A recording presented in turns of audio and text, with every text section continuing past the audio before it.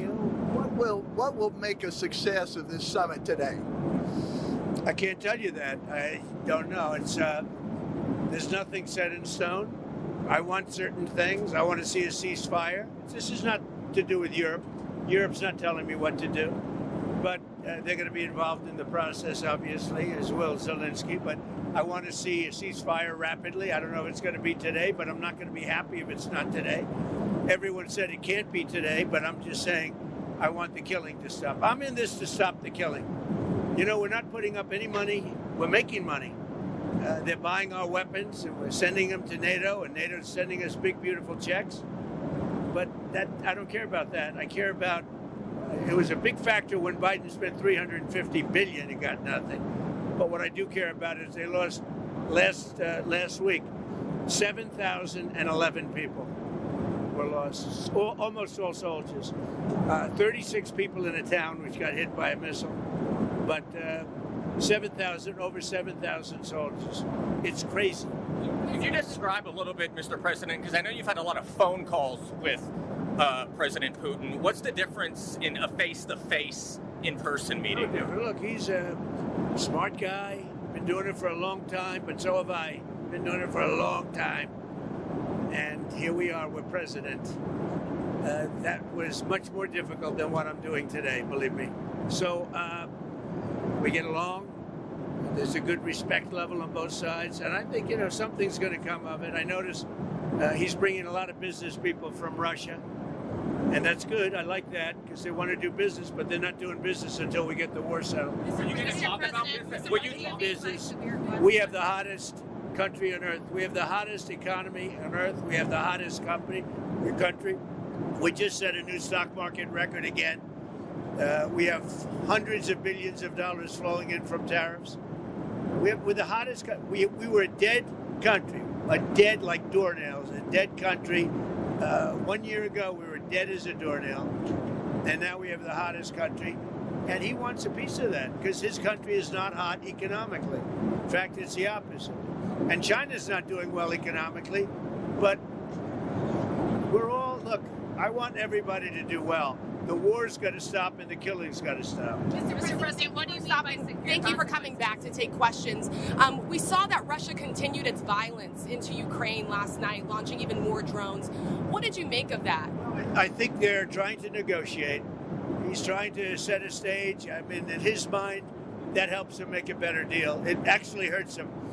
But in his mind, that helps him make a better deal if they can continue the killing. Maybe it's a part of the world. Maybe it's just his fabric, his genes, his genetics. But he thinks that makes him, gives him strength in negotiating. I think it hurts him, but I'll be talking to him about it later. It's on the table for discussions today, Mr. President. Are the territorial swaps on the table? Will you be discussing that? They'll be discussed, but I've got to let Ukraine make that decision. And I think they'll make a proper decision. But I'm not here to negotiate for Ukraine. I'm here to get them at a table. And I think you have two sides. Look, Vladimir Putin wanted to take all of Ukraine. If I wasn't president, he would right now be taking all of Ukraine. But he's not going to do it. Mr. President, what did you mean? Just one thing. What about the possibility of the United States providing security guarantees to Ukraine? Maybe. Along with Europe and other countries. Not in the form of NATO, because that's not going to, there are certain things that aren't going to happen. But, along with Europe, there's a possibility of that. Mr. President, you mentioned the number of business people that President Putin is bringing along.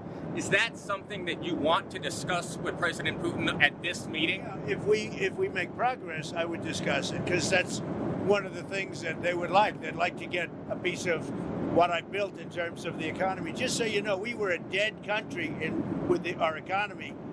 He wouldn't be interested. He wouldn't have been interested a year ago with the Biden economy. But he is interested in the Trump economy because wait till you see when those factories start opening up. We have hundreds of factories all over the country, and that includes auto factories, AI factories, and every other. They're all coming in because they want to beat the tariffs. Because if they open here, they don't have to pay tariffs. If they don't open here, they have to pay, in some cases, 200%, 300%. I haven't even set some of the tariffs yet. I'll be setting tariffs next week and the week after on steel and on, I would say, chips. Okay. Mr. President. Chips and semiconductors we'll be setting sometime next week, week after. What are you looking at? What rate? I'm going to have a rate that is going to be lower at the beginning.